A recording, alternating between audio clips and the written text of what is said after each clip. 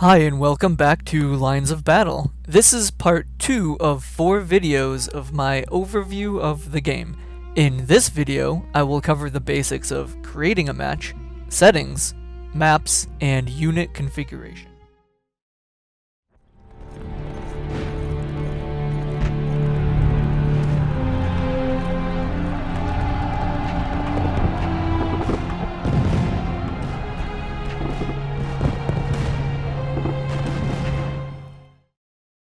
Let's talk about creating a match and the match settings. On the home screen, you have several options to create the type of battle that you want to play.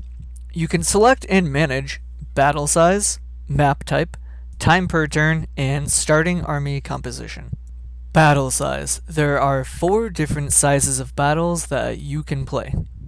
Clash, the smallest skirmish with a 2,150 army power and 1,200 gold limit per player.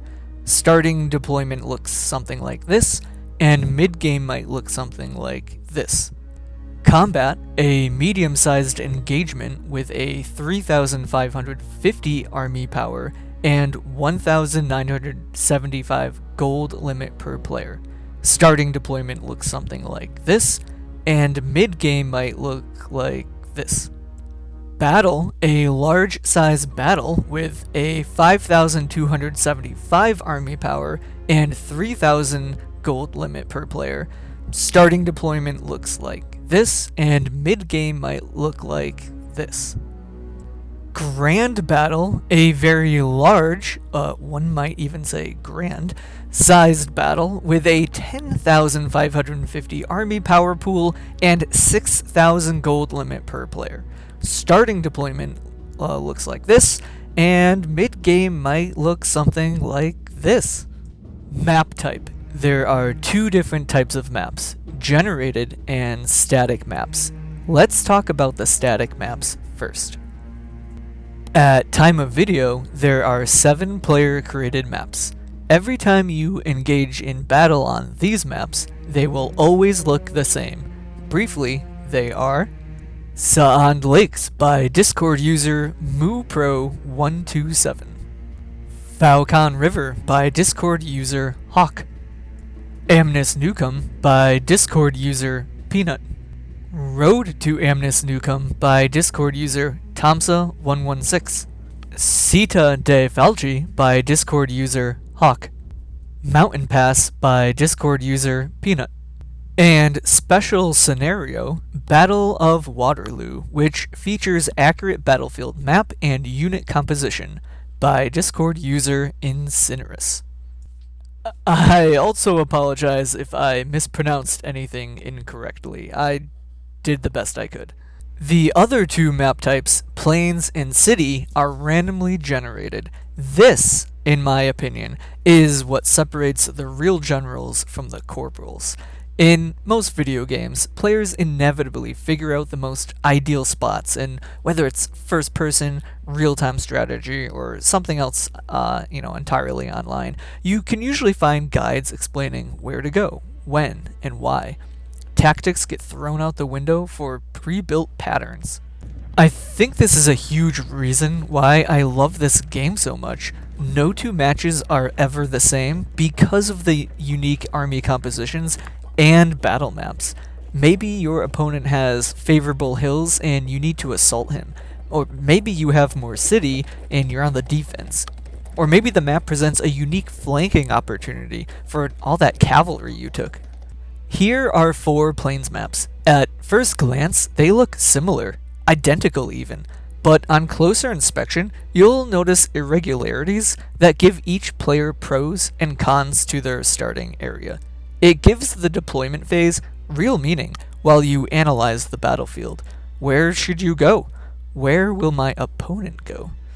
Here are 4 more of the city variant. Again, notice the similarities and differences. Amazing. I wish more games did this. Time per turn. At the start of Chapter 1, I called this game a time-based WeGo game because turn-based doesn't quite describe accurately how the matches run. Typically, in turn-based games, Player 1 selects units, gives them orders, makes decisions, and presses end turn. Then their units take action for all to see. Then player 2 goes. In lines of battle, however, both players take their turns simultaneously. Upon both players hitting end turn, or the time runs out, whichever happens first, both players' units execute their orders at the exact same time. The agreed upon time per turn determines exactly how much time each player has to give their orders. The options are 30 seconds, 1 minute, 2 minutes, 3 minutes, or 5 minutes. In addition, there is a slower, more traditional I go, you go, kind of like slow-paced gameplay where you have an agreed 1 day, 3 days, or 7 days to make and send your turn. I have not had any success finding any matches in this mode, however, but I do like the idea of it. Starting army composition. Depending on your battle size, clash, combat, battle, grand battle, you have a manpower pool and gold limit to purchase units to deploy in your battle. You will want to consider what map you are playing on while selecting units. For example, more cavalry will have lots of room to maneuver on plains, while you might want more infantry on a city map, but more thoughts on army composition another time. I would recommend new players keep the default loadout while learning the game. Note that manpower and army power are two different things. Each unit represents a specific number of soldiers in a unit, just like the very real-world and widely recognized NATO map symbols. I think in this current version of the game, line infantry, for example, represents 500 men, while hussars represent 200 men. I believe the developer is working on changing line infantry to 800 men, but don't quote me on the soldier breakdown. I'm just trying to use it as an example to help explain the difference between manpower and army power. Army power is the unit's combined manpower and gold, equally its weight, so you'll notice that line infantry weigh in at 250 army power, and hussars weigh in at 225 army power.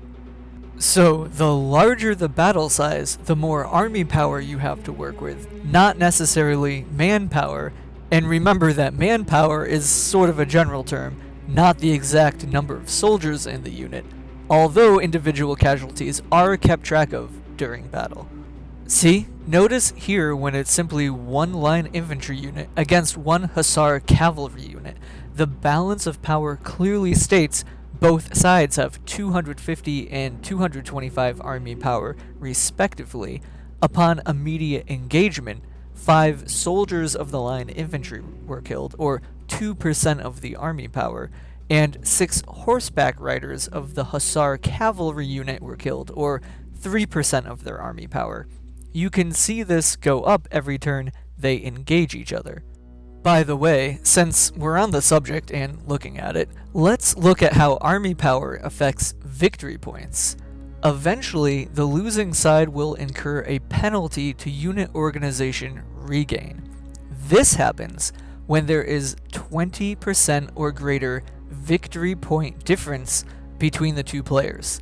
Both players always start off with 50 victory points, no matter the army composition. Here is an example a few turns into a match against the AI for the sake of explaining with a visual. Notice that I have lost 3% army power, represented by 85 soldiers, and the AI has lost 9% army power, represented by 292 soldiers. So the difference between army power at the moment is 12%. Remember, the starting army power at the start of every battle is always 50. But here's what happens after the next turn. Now I have lost 5% army power, represented by 159 soldiers, and the AI has lost 23% army power, represented by 730 soldiers. And now the difference between our victory points is over 20%. Because that is the case, the losing player suffers a penalty. See how he is losing unit organization regain? This will only grow higher With a 150% cap, the larger the proportionate percent between our victory points grows. If, for some reason, I blunder and the percentages change and the AI makes a wild comeback, his penalty would disappear once that difference of victory points between us goes lower than 20%. It could even slide my way if I throw the game. Alright, anyway, that covers setting up matches. This is the end of Chapter 2. In Chapter 3, I'll run a clash-size skirmish against the AI and walk you through it as a tutorial. I'll explain everything in perfect detail. Hopefully, it will be released soon.